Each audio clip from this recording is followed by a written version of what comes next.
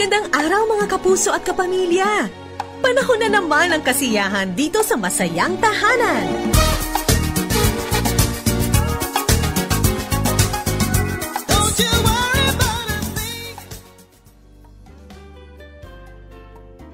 Magandang araw sa lahat ng ating mga ka-family. Ito na naman ang inyong Masayang Tahanan at ako ang inyong kumare forever, Maloy Malibiran sa Lumpides, kumakatok sa inyong mga pintuan. Siyempre, kasama ko pa ang aking gwapong asawa. Hello, Hanhan! How are you over there? Hello, my Hanhan! Welcome sa ating dalawa. Natutuwa ako na muli tayong magkasama and you look so beautiful, you look so near, but you look so far. Tama ba yun? Far talaga kasi nandiyan ka sa office, ako naman nandito sa bahay. Ganyan po. Oo nga. So near and yet so far. Pero sa pamamagitan nga ng broadcast na Masayang Tahanan, yung pintuan na kinakatok mo ay aking pinagbubuksan. Kaya welcome sa iyo at welcome sa lahat ng ating mga tagapakinig, sa ating mga viewers sa iba't ibang istasyon ng FEBC. Siyempre po, ang inyong Masayang Tahanan ay hatid ng Back to the Bible Philippines at ng Far East Broadcasting Company. At mamaya, meron po tayong i-introduce na bagong partner ng Masayang Tahanan para sa taong 2021. But before that, sabi ko nga sa inyo kanina, kami ay kumakatok sa inyong pintuan. Kaya Hanhan, knock-knock. Knock-knock. Come in, tuloy ka. Welcome sa Masayang Tahanan. Knock-knock. Oh, tuloy ka. Bukas na naman ang pintuan ng Masayang Tahanan. Hindi, sabihin mo who's there. Knock-knock. Who's there? K-pop. Who's there? K-pop. K-pop. Who? K-pop, the good work. Wow! Ang baduy mo, ha? Ang baduy mo. Bakit dapat kakanta ka ng mga K-pop na mga Momoland? Yung mga BTS songs, di ba? Yung mga sayaw-sayaw. Pagka knock-knock, dapat may kanta eh. So, yan ang ating K-pop joke. Brought to you Miss Joanna Peras. Oo nga, kailangan mag-improve ang sense of humor natin dahil 2021 na. So, dapat ganito. Use K-pop in a sentence. Use K-pop in a sentence. My husband looks like a K-pop star. Ay, hindi. Joke to joke. Dapat yung palitan na use K-pop in a sentence. O sige nga, paano? Siret na ako. Oo, edi K-pop, the good work. Happy New Year! Diba? Kailangan ganyan ang ating batian dahil nga tayo tumungtong sa taong 2021. The year is still young. This is just the 4th week of a brand new year. Kaya K-pop, the good work. K-pop, the good work. Pero okay ba yun? Wala namang kinalaman sa K-pop ang ating pag-uusapan ngayon, hindi ba, Hanhan? Hindi natin masasabi yan until after we introduce our special guests. Oo. Sabi nga po namin sa inyo kanina, ang atin pong Masayang Tahanan ay hatid sa inyo ng iba't ibang mga organizations. And this year, dahil nalagay ng Panginoon sa aming mga puso na ang mga tahanan, dapat yan ay pinagtutulong-tulungan, di ba? Yung ating tagline sa bandang huli, ang Masayang Tahanan, sama-sama nating pagsumikapan. Sino po ang mga kasama natin sa pag-strengthen ng pamilyang Pilipino? Siyempre po, nariyan ang FEBC, nariyan ang Back to the Bible Philippines. At ngayong taon na ito, isa sa ating magiging partner organizations ay ang Heal for Life Philippines. Ayun! Layunin naman po ay ang magkaroon ng healthy, emotional, and mental well-being ang iba't ibang mga Pilipino. Diba? Yun naman pala, bagong partner. Akala ko, papalitan mo na ako bilang co-host dito sa Masayang Tahanan. Aba, hindi. Siyempre tayo, forever tayo. Kung gano'n, kung hindi mo naman pala ako papalitan, di sige. Welcome ang ating mga panauhin, ang ating mga special guests from Heal for Life Ministries. Pakilala mo na. Kasama po natin ang founder at siyang chief facilitator ng Heal for Life Philippines, Miss Joy Laberinto. Nagbalik mo sa iyong tahanan. Woo! Welcome! Come in. Tuloy ka. Knock. Okay, pagsama-samahan, pagtulungan ang masayang tahanan. Ang ganda ng sinabi mo. So, I would like to greet yung ating mga viewers. Pagtulungan natin sila, Maloy, paano pasayahin ang tahanan in the midst of pandemic. Oh, di ba? Joy, meron kang kasama na ipapakilala mo rin sa ating mga ka-family dito sa Masayang Tahanan, di ba? Oo. Isa sa aking mga ka-team, carers team, ang aking kaibigan, ang aking, poging at masigasig na kasama, si Carlo Arsenio. Carlo, come on down. Welcome, Welcome, Carlo. Hi, magandang hapon po. Masayang tahanan, masayang bagong taon pag laging masaya ang tahanan. Salamat for having us. Ayan. Oo. Yan. Keep up the good work, Carlo. At parang yung outlook mo at saka yung aura mo, hindi lang nagliliwanag, pero parang nag-dissolve, ha? Nag-dissolve sa iyong virtual background. Pero okay lang yan. Ang gaganda ng ating mga background ngayon.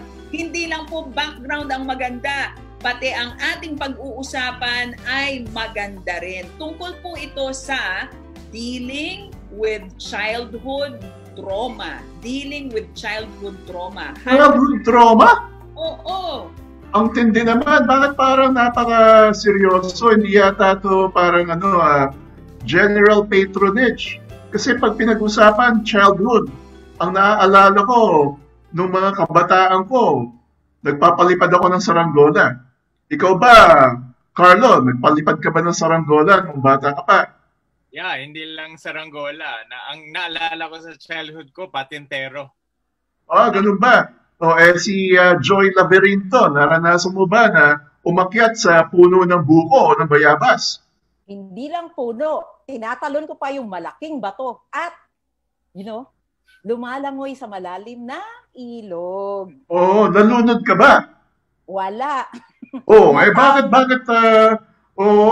Bakit trauma? Nung nagpalipad ako ng saranggola, hindi naman na umalagwa. Nung umakyat ako ng puno ng santol, hindi naman na putol ang sanga. So, yung mga kabataang alaala, talagang patintero. Natalo ka ba, Carlo, kaya ka nagka-trauma? Pag hindi ka sinasali, yun, mas nakaka-trauma. Medyo pikon. Medyo napipikon pala si Carlo, kaya talagang medyo traumatic yun. Naiintindihan natin pag nai-etchepuera, diba, pagka laging taya, yun nga balagoong, baka nga nakaka-trauma. So yun ba ang ating masayang usapan? Ganyan ang naging karanasan ko nung bata ako dahil nga ako yung pinakabunso. Although chubby, bata pa lang ako, chubby na ako talaga eh. Although kahit ganun, medyo mabagal akong tumakbo, tas ako yung pinakamaliit. Kaya palagi akong balagoong, palagi akong tinutukso noon ng mga kalaro ko. Kaya medyo traumatic sa akin. Traumatic?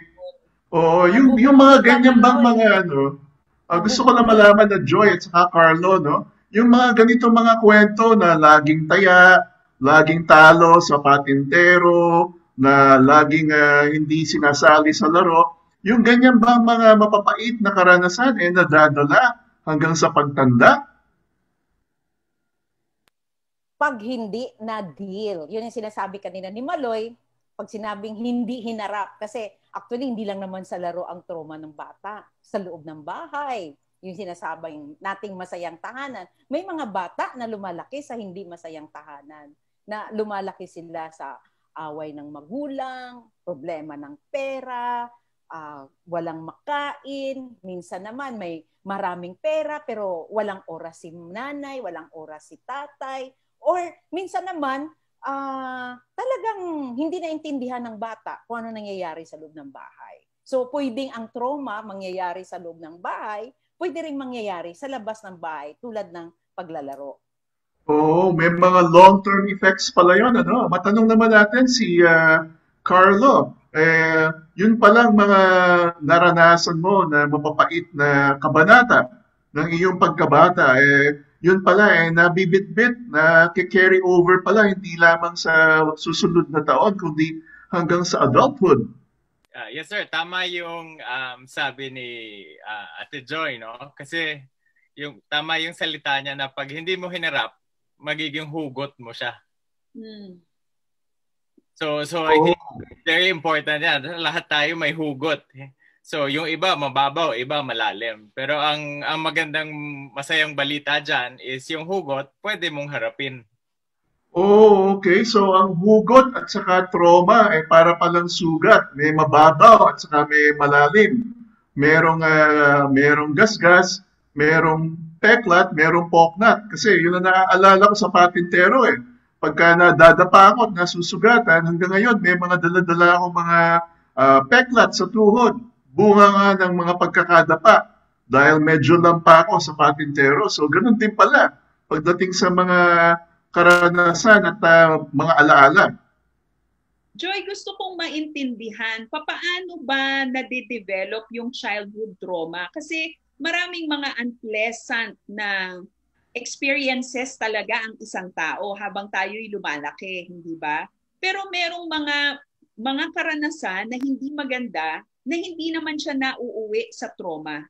So how does an experience become a traumatic experience for a child? Kapag ito, ang isang bata, like for example, give you a case study, Maloy, no? For example, na sexually abuse ang bata. Tapos, syempre, ang unang interpretation niya, kasi naka-experience siya ng masarap, lahat naman ng touch. Sa ilong, sa tainga, sa pusod. May may stimulation sa katawan. So, kunwari, na-molestya siya. Tapos, ang unang reaction niya, yung unang thought na pumapasok sa kanya, ay, kasalanan ko. Ay, hindi kasi ako nagsumbong. Ay, ako ang may kasalanan, bakit ako na-abuse. So yung thinking na yan, for example, hindi na correct dahil ang bata natakot dahil sinabi ng abuser, huwag kang magsumbong kasi pag nagsumbong ka, papatayin ko yung magulang mo, papatayin ko yung mga mahal sa buhay mo. So yung bata nag-keep ng secret, okay? Hindi nakapagsalita. So yung tinatawag na yung silence niya forever, hindi na break yung silence niya. Hindi na pag-usapan, hindi na i-share sa magulang, hindi na i-share sa mga tao na nagme-mentor sa kanya o nag-aalaga sa kanya. So yung secret na yan, nagiging mindset ng bata hanggang sa lumalaki siya na pag dinadala ko katulad itong tanim na ito, may iba-ibang sanga. Let's say sa isang sanga ng buhay, like for example, sa school, pag hindi may nangyari, like for example, hindi nasali sa laro, sabi niya, ay, kasi pangit ako. Ay, kasi kasalanan ko. Kasi hindi ako magaling. Kasi nandun na yung blaming, the behavior na biniblame na niya yung sarili. Tapos another naman ang sanga ng buhay. Punta naman sa gradings. For example, mababa ang grade. Tapos, sasabihin naman niya, kasi bobo ako. So, wala ang natutunan niyang behavior, yung biniblame ang sarili. Kasalanan ko, ako may yung tinatawag na victim mentality. So hanggat hindi ito napag-usapan, hindi ito na correct, hindi ito na check yung mindset na yan hanggang even sometimes hanggang sa pag senior citizen, nandun pa rin yung mindset na yan pag hindi na i-break yung silence. Ako, talaga ba hanggang senior citizen talagang bit-bit yung ganung klaseng mentalidad. Pero yun nga, gusto ko malaman, may sinabi rin si Carlo kanina na kailangan daw haharapin yung mga ganyan mga childhood trauma. Ano mo masasabi natin dun sa pangkaraniwang naririnig natin na payo na think happy thoughts, puro happy thoughts, positive lang. Huwag tayong nega, huwag nating iisipin yung mga malulungkot, yung mga masasaklap, puro think happy thoughts. Pero yung naririnig ko ngayon, parang kailangan din na harapin, pag-usapan at iproseso. Paano natin babalansihin? Siguro si Carlo can share his thoughts on this, Yeah, so paano natin harapin? I think yung isang observation ko sa sinasabi ni Ate Joy, is parang merong nagaganap na self-talk. So yung self-talk is very important kasi even if yung nasa labas ko, hindi sinasabi yung katotohanan na yun, pero sa loob ko, feeling ko totoo, nagiging totoo. Right? So when it comes to positivity, I think very important pag-usapan yung idea ng toxic positivity. Na hindi naman pwede i-deny lahat ng negative na nagaganap kasi marami ring magandang natututunan from the negative. Diba? So maraming growth, maraming healing. Pag napagdadaanan natin yung challenges, mas nakaka-empower pa siya kasi na-overcome mo siya. Pag wala akong na-overcome, paano ako magkakaroon ng confidence to try other things? Yung isang tanong ko rin, maraming mga traumatic experiences ang nababaon sa limot nang hindi naaalala kasi nga traumatic siya Yung parang nabaon siya sa subconscious ng isang tao, pero gaya nga nung sabi ni Carlo kanina, merong manifestation sa ating mga actuation na tayo ay matatanda na. Halimbawa, meron akong kakilala, takot na takot sa manok. Hindi niya maintindihan bakit siya takot na takot sa manok. And then, manok? Oo, takot Anong klase? Yung buhay o yung inasal? Live chicken. Okay. Akala ko yung mga chicken barbecue, kinatatakutan. Pero yung iba, di ba, nakukyutan sa manok. Yung iba nga, hinihimas-himas ang manok. Pero itong taong to, takot na takot siya. Talagang nag-freeze kapag nakakakita ng live chicken. Pagkatapos, nung tinulungan siyang iproseso, saka lumabas, nag-resurface yung mga karanasan kung bakit siya nagkaroon ng ganong takot. So, ano lumabas? Dati ba siyang natalo sa sabong? Ano? Bata, hindi naman nagsasabong ang bata, hindi ba? Okay. Ano ang lumabas na trauma? Hindi, yun nga yung gusto kong itanong kay Joy. Yun yung gusto kong itanong kay Joy. Si Joy ba to? Siya yung kinikwento mo? Si Joy, paano mo ipapasurface yung mga traumatic experiences na nakalimutan, nabaon sa limot, pero hanggang ngayon, pinaghuhugutan pala nung iyong mga behavior at ilang mga actuation na hindi mo ma-i-explain? Yeah, magandang tanong yan. Kasi yung ating tinatawag na subconscious or unconscious, ang tawag namin yan sa Heal for Life model, is the right brain or the emotional brain.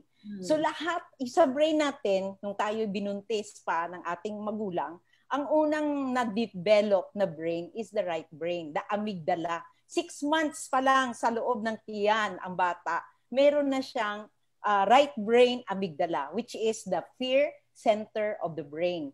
So kapag ang magulang, even ang nanay naka-experience ng trauma sa manok, let's say habang ang nanay buntis pa, lahat ng emosyon ng nanay na-absorb ng bata kasi meron na siyang right brain amygdala, which is the fear center. So ngayon, akala mo ang bata walang trauma kasi masaya, pinalaki siya sa masayang tahanan, pero during the time of pregnancy, pwede ang nanay naka-experience ng trauma na na-absorb ng fetus. So ngayon, paano natin palabasin? Okay. So yung i-integrate yung sinabi ni Attorney Winnie kanina na sabi niya, diba, tawanan lang ang problema or positive lang. Okay. So this is the problem with that, no? So we have the emotional brain, which is, ang emotion kasi is very real sa katawan yan. Kapag nakaramdam ka ng takot, tapos sabihin ng utak mo, wala yan, tawanan mo lang yan. Sabi ng utak mo, tawanan mo lang yan. After 1 hour, pag sabi mo yan, makalimutan mo 1 hour. After 1 hour, babalik ulit. Why? Kasi very powerful ang emosyon. Nasa loob ng katawan siya . Very real ang experience ng emosyon kaysa yung tawanan mo yan, kalimutan mo yan. So sumusulpot-sulpot because nandun pa sa katawan. So ngayon, paano natin palabasin? We need a safe place. Kasi ang tao, pag walang safe place, ano ba tawag ng safe place? Yung hindi ka ginejudge, hindi kinikriticize, hindi ka sinisisi sa experience mo, or hindi ka tinatawanan. Kasi, totoo yun sa katawan mo, nararamdaman. So sa mata ng tao, sa iba, ay ano ba yan? Ang para manok, matatakot ka. Pero sa tao na yun, overwhelming. Totoo yun sa loob ng katawan niya. So pag tinatawanan siya or kinikriticize siya or ginajudge siya, duwag ka naman para manok lang, hindi siya mag-feel, tatago niya ulit. Pero pag nag-isa na naman siya, susulpot na naman pag nakakita siya ng manok. So very important is creating a safe place. Walang judging sa emosyon. Hindi pwede i-judge ang emosyon kasi totoo yan sa taong nakakaramdam. Oh, this is a very fascinating, Joy, itong pinag-uusapan natin. Pero yun nga, from what I heard, yung mga paliwanag ni Joy, tapos kino-connect ko rin dun sa sinabi sa atin ni Carlo kanina tungkol dun sa mga hugot. Yung mga hugot na kinikwento ni Joy, mga aktual na karanasan ng kabataan. Pero may sinabi rin siya na kahit na nasa womb pa lang o pinagbubuntis ang bata, pwede nang makadevelop ng hugot when in fact, wala pa naman siyang personal na karanasan dahil hindi pa siya pinapanganak. Paano ba yun? Ganon katalino ang ating brain. Kasi kineate tayo ni Lord na wonderfully and fearfully, you know? Meron tayong, binibigyan talaga tayo ng Panginoon ng awareness, you know? Sa emosyon. Kasi dalawa ang talino, ang wisdom na binibigay ng Diyos. The emotional quotient, you know, talino sa emosyon, at talino sa pagrarason, which is the IQ, you know, pag-a-analyze, pag-i-interpret. So dalawa yan, ginagamit yan ng Panginoon para makilala siya, para maintindihan siya, para maintindihan ang ibang tao at maintindihan ang sarili. Kaya lang pag pumasok ang trauma, at instead ang laman ng utak is fear of God, nangyayari is fear of manok, or fear of snake, or fear of failure, or fear of men. So nakakahinder po 'yon, nakakahinder sa yung original design ng Panginoon. Na how do you confront that? Yung takot sa manok, hindi naman siya yung natakot. Ang natakot yung nanay niya na pinagbubuntis siya. How do you face that? Okay, Carlo, magro-roleplay tayo. Gusto mo? Game. Kasi maganda yan, di ba? Kunwari, ikaw yung taong may takot sa manok, you know? So, sasabihin ko kay Carlo, kunwari si Carlo yun. Teka, bago ang acting, no? Bago tayo mag-drama at mag-roleplay, lilinawin lang natin na yung takot sa manok, yung manok na tumutuka, hindi ito yung tinola, di ba? Na kinakagat. So, totoong manok ang kinatatakutan at hindi yung manok na hain sa medianoche. At saka lilinawin din natin na hindi ito trauma ni Carlo. Role play lamang po ito. So pagpalagay natin na si Carlo yung may takot sa live chicken. So Carlo, sige nga, papanoorin namin. Kasi mahirap din i-explain lang. Maganda talaga i-role play para maintindihan. O sige. So kunwari ako yung kausap ni Carlo. So ang tanong doon, paano ako mag-create ng safe place kay Carlo? Okay? So sabihin ko, Carlo, nandito ako para samahan ka. Okay? Ikaw ang expert ng trauma mo, hindi ako. So first thing first, I have to explain to Carlo na hindi ako expert. So kasi pag expert ako, mataas ako sa kanya, at dito siya sa baba, hindi safe place yon.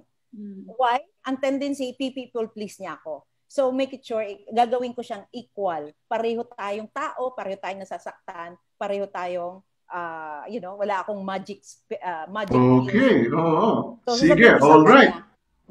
Lights, camera, action. Okay. So, Carlo, ikaw ang expert nitong fear mo o manok, hindi ako ang fear. Nandito lang ako para intindihin at pakinggan yung iyong history about manok. However, kung ano man yung nararamdaman mo, hindi kita pagtatawanan, hindi kita i-judge, hindi ko i-question yung nararamdaman mo. And this is purely confidential. Hindi ko pagmamalaki or i-chismis yung naranasan mo. I'm just here to experience your pain na silent witness or a witness na mag-a-affirm at magbabalidate lang ng iyong nararamdaman. Sige, Carlo, ano yung ibig mong sabihin ng takot ka sa manok? What do you mean by that? Pag nakakita ako ng manok, makarinig ako ng tilaok, parang kinakabahan na ako kaagad. Okay. So naman mas malaki ako dun sa manok. Pero parang pag alam ko nang nandyan, parang nakakapraning yung feeling na parang, papalapit na yung manok. Okay. So, dalawang emosyon na nararamdaman mo dito. Una, natatakot ka. Alam mo na mas malaki ka sa manok pero nandun yung takot. Okay? Next, napapraning. Okay? Yun yung dalawang emosyon. Meron pa bang ibang emosyon dyan? Siguro yung I think, I don't know kung emotion, yung embarrassment, di ba? Pero parang walang logic, ba't ka matatakot sa manok? Okay. Pero So, you feel embarrassed. Okay. 3, you feel embarrassed. What else? Meron pa ba? I feel stupid about it. Okay, you feel stupid. Okay. Kaloko siya. Yeah. That's valid, no? Kasi totoo yan sa nararamdaman mo. Ano pa, Carlo, nararamdaman mo? Illogical siya. You think it's illogical. Ano pa? Oh yeah, I don't just think it. I mean, everyone's gonna say it's illogical. Ano pa ba? Parang siya, parang alam mo naman na hindi siya dapat, pero parang nagaganap siya ng nagaganap. So parang parang gusto mong ayusin, pero parang bumabalik yung katawan mo dun sa... Okay. So ang gawin natin, Carlo, kasi you're the expert of your trauma, i-validate mo ito sa loob ng katawan mo. Instead na i-deny mo or i-ignore mo, aminin mo muna na yun ang nararamdaman mo sa loob ng iyong katawan. Sige, pakiamin. Pakiamin na every time nakakita ako ng manok, natatakot ako, napapraning ako, nai-embarrass ako, nagiging illogical ako, at I feel stupid. So, aminin mo muna yan sa sarili mo para yung katawan mo makita natin kung saan nakatago yung mga emosyon na yan. Okay. Sasabihin ko lang yun? Aminin lang muna. Aminin lang. Para makita natin saang part ng katawan mo ang nagre-react habang inaamin mo. Okay. So I feel, I feel dumb. I feel embarrassed. And then I feel, I feel anxiety about it, just thinking about it. Okay. So ngayon, Carlo, tanungin ko, saang part ang katawan mo habang inaamin mo yon, yung totoo mong nararamdaman ngayon? Saang parte ng iyong katawan na parang merong sensation or nakakaramdam ng bigat ng iyong nararamdaman? Saang parte? Sa feet, actually. Oh, okay. Sa feet, okay. So, ilang taong ka naranasan mo itong natakot ka sa manok? Ilang taon? Siguro mga 3.5. Okay. So, 3.5 ka, tapos ngayon, ilang taong ka ngayon, Carlo? Parang may noob lang. 39. 39. So, 3.5 less 39. So, for 36, almost 36 years. Almost 36 to 35 years, bit mo yung takot na yan. It's so unfair. Ngayon, gusto mo bang bitbitin ng katawan mo yan forever? Siyempre, hindi. Okay. So ngayon, ganito. Pakinggan mo yung katawan mo. You listen to the Holy Spirit. Tanungin mo ang Holy Spirit. Tanungin mo yung katawan mo. Anong movement ang gagawin mo para patalsikin yung fear na yan sa feet mo? Because Carlo, you have the power. God has given us the power para patalsikin yung emosyon. Kasi ang emosyon, ang ating katawan is the temple of the Holy Spirit. Hindi siya templo ng emosyon nung tayo'y bata pa. So, kaya mo siyang patalsikin by movement. Sige, tanungin mo yung sarili mo, tanungin mo ang banal na espiritu, paano mo siya patalsikin through body movement? Siguro sipa. Sige. So, andito lang ako. Hindi kita tatawanan dyan sa movement mo. I'll just be here to witness you. Okay. So, habang sinisipa-sipa mo yan, okay, this time, na-disempower ka ng 3.5 years. Nananaig ang iyong, sige, habang nagsipa-sipa ka, nananaig yung takot over the manok. Okay? So, ngayon, with the power, i-claim back mo yung power na bigay ng Diyos sa'yo. Claim back. Kasi ang power mo dyan, you are bigger than the manok. Pero ngayon, ang manok is bigger than you. So, anong i-declare mo na words na bumalik ang iyong kapangyarihan na ikaw ay bigger than the manok? You are more powerful than the manok and you have the power to manage the manok, Anong words ang i-declare mo habang nagsisipa-sipa ka? Okay. Manok ka. Okay? Tao ako, manok ka. Pwede mong i-declare yung reality. Sige. Yeah. Manok ka lang. Tao ako. Manok ka. Okay. Yun ka lang. Okay. Sige. I-register mo yan sa feet mo. Because ang feet mo ang natatakot. Okay? I-register mo sa feet mo na ang feet ng manok at ang feet mo is quite different. Kaya kita amakan. Mm-hmm. Kaya kita Ano pa? hangguin. Makakalipad ka siguro. Pero that's all you can do. Mm-hmm. Ano pang i-declare mo na ikaw ay mas powerful over the panok? Kaya kita ulamin. Okay. Good. How about yung generosity? Pwede kitang alagaan, something like that, you know? Pwede kitang mahalin. So, hindi ako magugutom kasi pwede akong gumawa ng egg farm. Meron akong meron doon yung nag-graze na manok. Yung parang organic. So, organic egg farm. Tapos natural lahat ng kinakain ng manok. Pwede ako mag-alaga ng mas maraming manok. Wow. So, Carlo, when you did that, anong nangyari sa katawan mo? Nandun pa rin ba yung takot? O nagkaroon ka ng power over the manok? Parang mas may familiarity na. Yun. Okay. So yun, Maloy, Attorney Winnie, it's just a role play na yung thinking na yan, nasa manok ang naiwan yung thinking is nakakatakot ang manok, you know, wala akong power sa manok or malaki ang manok over me. Pinapalitan natin yung pwede siyang ulamin, pwede siyang gawing chicken farm para meron siyang itlog. So na-integrate ngayon sa adult life. Yung childhood thinking, yung child thinking, nag-shift into an adult shifting na na-integrate yung mindset na ang manok pwede siyang ulamin, pwede siyang alagaan, pwede siyang i-business. So, hindi na yung naiwan yung mindset. So, it's just an example, no? Alam ko marami pang mga trauma sa loob ng tahanan na pwede nating palitan sa sa maikling panahon. Actually, you can process this within 20 minutes and 30 minutes. So this is just an example. Naku, maraming salamat, Joy and Carl, yung role play, ano? For those who are not familiar with Heal for Life, isa ito sa mga kaparaanan kung paano pinaprocess yung mga childhood trauma na hanggang ngayon may epekto doon sa ating mga kaisipan at sa ating mga pakiramdam. Joy, napansin ko kanina, no, meron kang movement na pinagawa kay Carlo. Hindi lamang siya yung basta ine-explain mo doon sa tao na bakit ka matatakot sa manok, mas malaki ka sa manok. Bakit importante yung movement? Kasi ang movement, ang emotion is an energy in movement.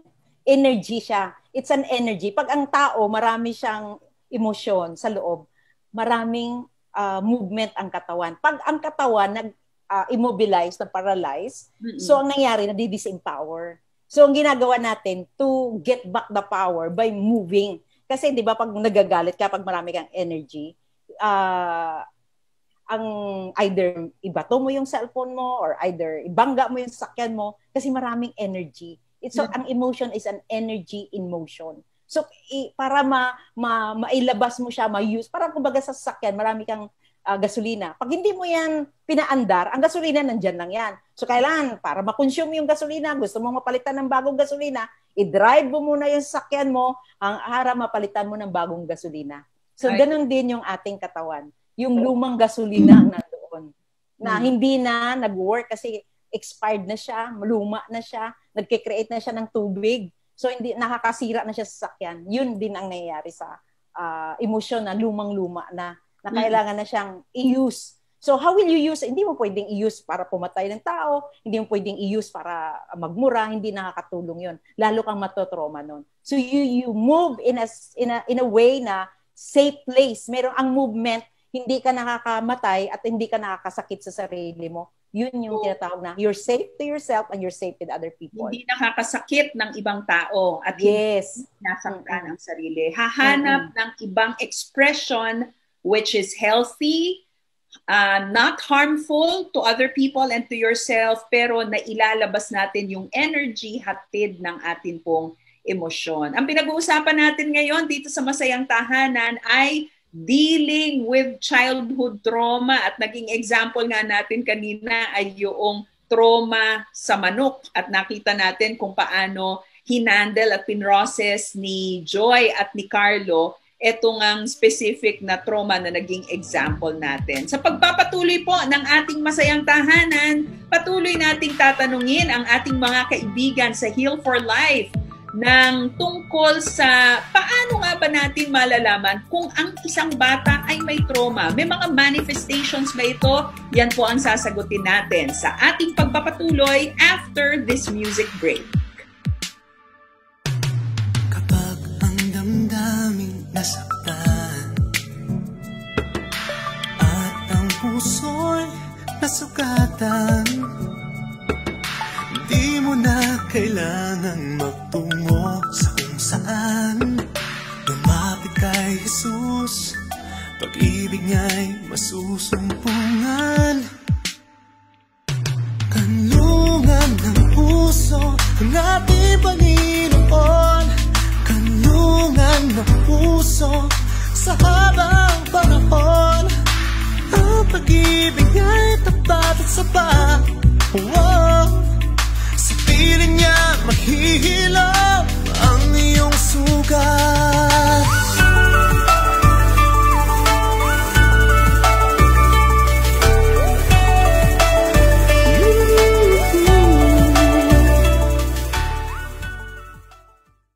And we hope that you enjoyed that music at sana ay nagbigay sa inyo ng inspirasyon at kasiyahan ngayong araw na ito. Kayo nga po ay patuloy na nakikinig sa Masayang Tahanan. Ako si Maloy Malibiran Salumbides.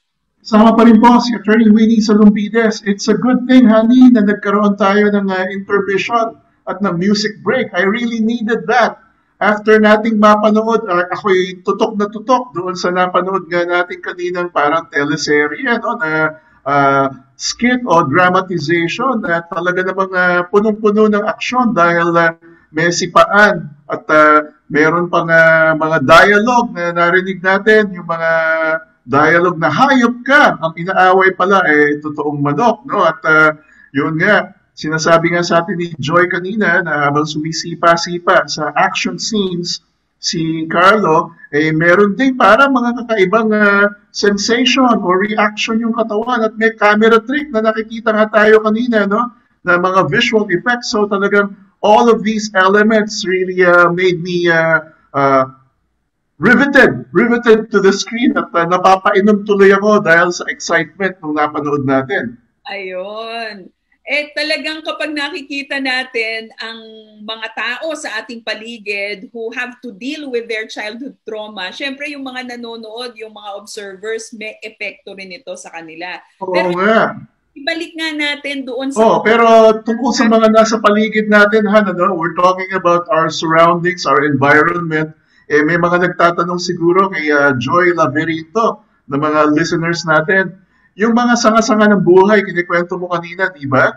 Yung mga sanga at dahon sa likod mo, ano ba yan? Totoo ba yan? Plastic ba yan? O totoo ba ang halaman yan? Totoo. Ayun, hindi yan peke. Talagang mga totoong sanga. Okay, that's good. Nagbibigay ng oxygen. Ito yung totoong tanong. Therapeutic. Ito na yung totoong tanong. Balikan na natin yung hanging question natin kanina. Joy, kapag halimbawa magulang, hindi naman kami trained na mga counselor, gaya mo sa Heal for Life, gaya ninyo ni Carlo. Pero paano namin malalaman kung yung anak pala namin ay may trauma? Meron bang mga manifestations? Ano ang mga common manifestations ng isang bata ay may trauma? Ang common manifestation is a sudden change of behavior. Sudden, biglang pagbabago ng pagkikilos, pag-uugali, pananalita, tapos biglang tatahimik. Pag hindi ang isang bata na trauma, hindi na makapagsalita. Yun ang unang tinatanggal ng trauma, yung boses. Kaya have you noticed kanina, pinapasalita ko si Carlo kasi yung time na nakita niya yung manok, hindi siya nakapagsalita na hayop ka lang, hindi ka lang, animal ka, ako tao. Hindi niya yun nasabi. So una natanggal sa isang tao na trauma, yung hindi makapagsalita. Mm-hmm. Mataas ang level ng pagbaba ng tingin sa sarili. Lumiliit ang pagtingin sa sarili. Ang confidence, yung self-worth na nawawala, Tapos, or another, pwede rin ang trauma, tumatapang, pwede rin. The other side ng naging violente, nagiging, nagiging palaban, ganon. Basta may pagbabago. Either passive or aggressive. So, sudden change in behavior. Kaya yung mga magulang na nanonood at nakikinig ngayon, if you want to understand your child more, ibig sabihin, kinakailangan na talaga natin na obserbahan yung ating mga anak. Ngayon, kapag nakita nga na obserbahan na merong sudden change in behavior, ano ang magandang approach para kausapin yung bata o yung aming anak? Okay. Huwag i-judge yung behavior. Kasi something bad happened to the child or that person. Instead na i-judge ka agad yung kanyang pagkikilos, ang diretsuhin na, anak, napapansin ko, hindi ka na nakapagsalita, napapansin ko, medyo tumatapang ka. Anong nangyayari sa iyo?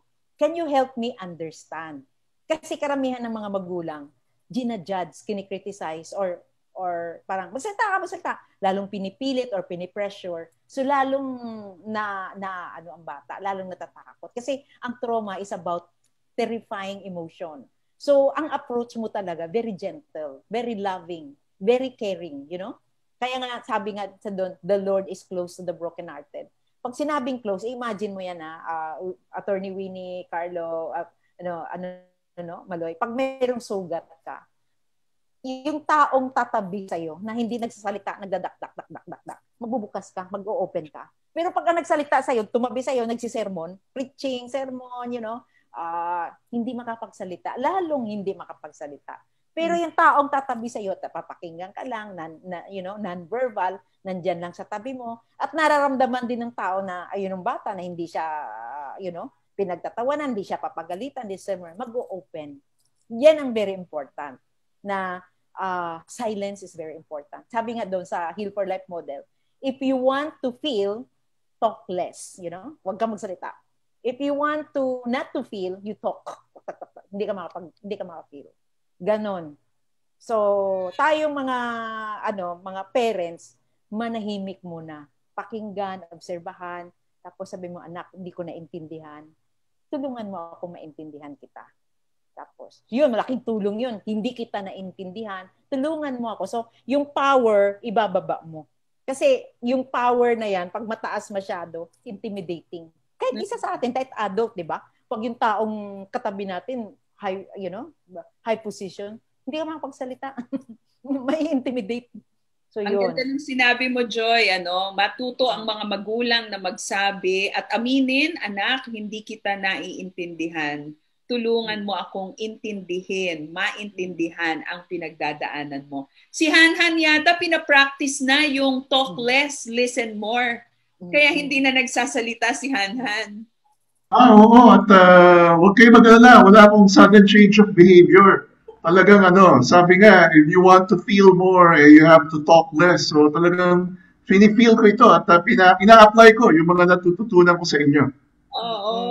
Carlo, kanina yung manok analogy, hindi mo naman talaga trauma yung manok hindi ba? Maaari ka bang magbahagi sa amin since you are one of the carers at naranasan mo na rin yung processing ng Heal for Life. Maaari bang magbahagi ka kahit hindi ganoong ka-personal at kalalim na childhood trauma mo at paano mo ito hinarap? Okay. I think yung just to build on what Sandra Joy said, yung as far as yung sa mga magulang or kahit bilang kaibigan, yung active listening is very important. So so when you go into active listening, I think mahalaga yung you can't address what you don't acknowledge. And that's why you listen, because you want to listen to what the other person is saying para ma-acknowledge mo siya, para ma-address mo siya. I think yung salungat dyan or yung kalaban yan is avoidance. So pag in-avoid mo yung issue, in-avoid mo yung emotion, ang labas naman aggression, whether passive or active aggression. So how do I deal with my own trauma? I think what I've learned so far is to take it by the day. Isa. Not to be self-critical, to take it by the day. Pag nagaganap ang trauma, siguro sa totoong buhay, siguro dagdagan natin yung vocabulary natin ng word na trigger. Kasi ang trauma, merong trigger. So siguro yung better question is, pag na-trigger ako, anong ginagawa ko? Alam ko ba na triggered ako or hindi? Kasi kung hindi ko alam na triggered pala ako, feeling ko personalidad ko lang yung behavior na lumalabas. However, kung alam ko na trigger yan, pwede ako umatras a little bit and say na, teka lang. This is not about me. This is about ano yung nagaganap ngayon. No, kasi I think yun yung hindi pa masyadong napag-uusapan ngayon about triggers and trauma. Na hindi naman yan microwave na pancit canton, instant healing, wala kang issue bukas. It's an ongoing process. So siguro, kunyari, for me, meron akong hearing sa government agency kasi may kinokontest ako na ticket. Kasi parang yung point ko was, ako tinikitan, yung motor na katabi ko hindi. Kasi ko, it's not fair. So parang, kaya ko tanggapin na titikitan mo ko, ba't yung kabila hindi mo tinikitan? So parang, ang daming thoughts yung pumapasok sa isip ko na, worth it ba to? Worth it ba ilaban to? Kasi Carlo, ano ba yan? True to life ba to, Carlo? O ano mo dito? Parang kwento-kwento lang. Hindi. Kahapon lang yung nangyari actually. So, talaga? So, totoo to? Yeah. O, kailangan mo ba ng abogado para sa hearing mo? Kung may kilala kayong abogado. Ako yun. Ako. Nagbo-volunteer na ako. Abogado ako. Pero yun nga, may tanong din ako para kay Carlo at saka kay Joy. This is a serious question. Yeah. Lahat ng tao may childhood, di ba? Tama? Lahat ba ng tao may childhood trauma? Lahat. Sige, before si Ate Joy, like quickly lang on that question. No? Okay, I think merong stigma sa salitang trauma na feeling ng tao kailangan dramatic siya para mag-qualify siya as trauma. Sige. So lahat ng tao ay hindi lamang dumaan sa childhood, lahat ng tao may childhood trauma. Ngayon, matanong naman natin si Carlo at saka si Joy, no? Ano ba ang dangers ng childhood trauma? Ano ba? Hugot lang ba? Hugot lang o baka may iba pang mga dangers ang childhood trauma pagka hindi na-address? Ako, ang danger dyan, maipasa mo sa next generation mo. Sa mga anak mo, sa mga neighbors mo, sa boss mo, sa mga lahat ng merong kang kadikit na tao, ipapasa mo yan. Yan ang trauma. Pag hindi nakakahawa pala to, no? Ano ba ito parang ang childhood trauma ba ay parang pandemya? Pandemya siya na hindi halata. Pandemya na tahimik. I-clarify lamang natin 'yon, ano, yung trauma nakakahawa, not in the sense para daw hindi mahawaan, mag-face shield at saka mag-face mask, ano. I-clarify ko lamang, Joy, yung nakakahawa, ibig sabihin, kung meron tayong trauma na hindi na-address, it affects all our relationships. Not necessarily yung trauma mo, ipapasa mo doon sa isang tao. Halimbawa, takot ako sa heights. Hindi ko naman maipapasa yun doon sa anak ko, literal, di ba? Na yung anak ko matatakot din sa heights. Kasi yung mga anak ko, hindi naman takot sa matataas na mga lugar. In fact, enjoy nga sila. But it also limits my relationship with them. Ganun ba yung ibig mong sabihin, Joy? Yung ang maipasa, hindi ibig sabihin na parehong trauma. Maipasa mo siya. Right, may sugat ka. You know, ang maipasa mo yung sugat din. Especially ang naipasa mo fear. Pero yung fear kasi maraming mukha yan. Hindi lang sa fear of heights. Dahil sa matakutin, na-absorb ang fear. Yan din ang sinasakyan ng ating enemy of our soul. The moment na may naaamoy na fear sa atin, the enemy will take advantage of that, you know? So, yun yung trauma. It's a fear. Kaya sa Heal for Life, we're dealing two emotion. Fear versus love. Kasi ang fear talaga, yun yung ipapasa mo sa mga next generation mo. It could be hindi na fear of height. It could be fear of failure. It could be fear of,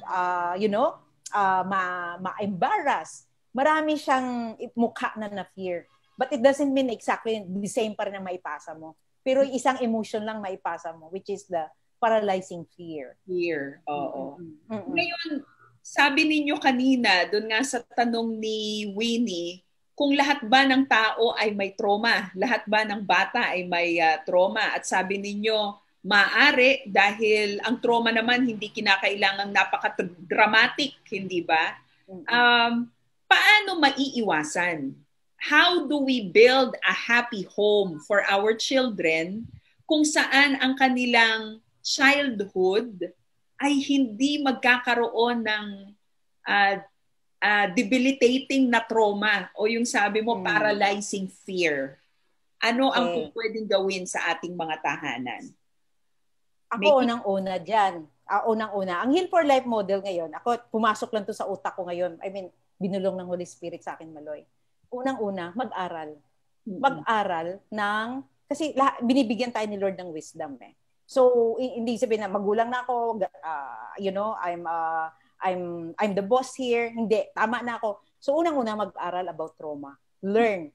Mag-undergo ng mga seminars about trauma. Kasi once na naintindihan mo na yan, then your eyes will be open. Pag hindi mo naintindihan yan, kahit anong explain natin, ang gagawin yan, baliwalain.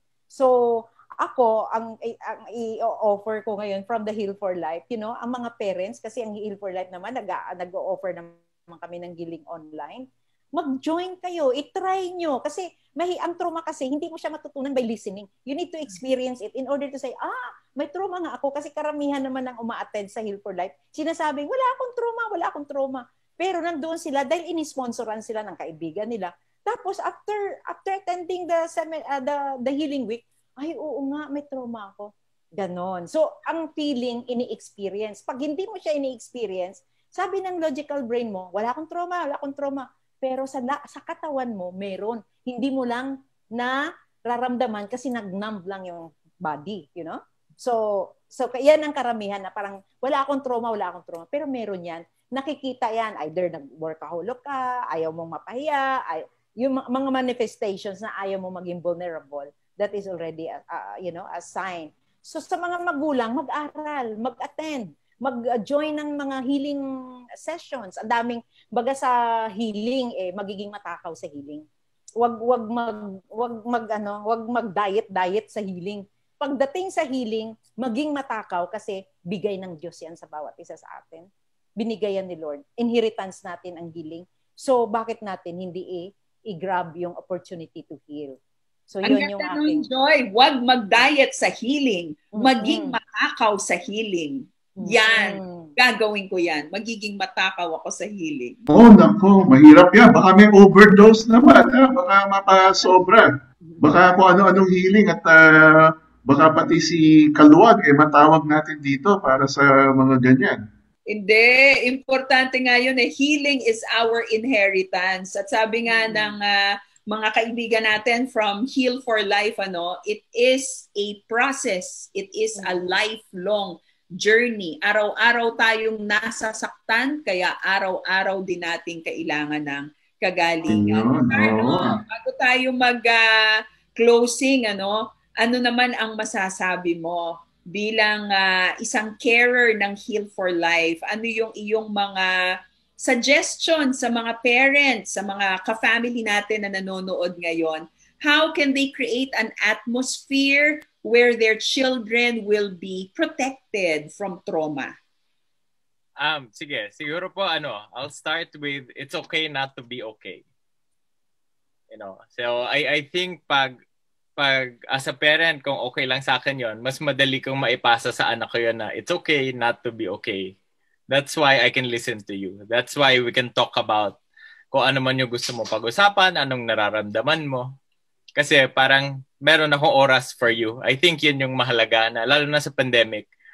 I think yung isang nabalik sa mga pamilya, sa mga tahanan is yung oras for each other.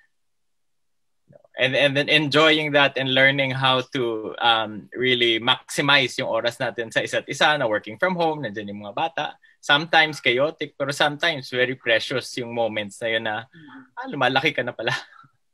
Tumatanda ka na. So mahirap balikan yun. Walang rewind yun. Napakaganda.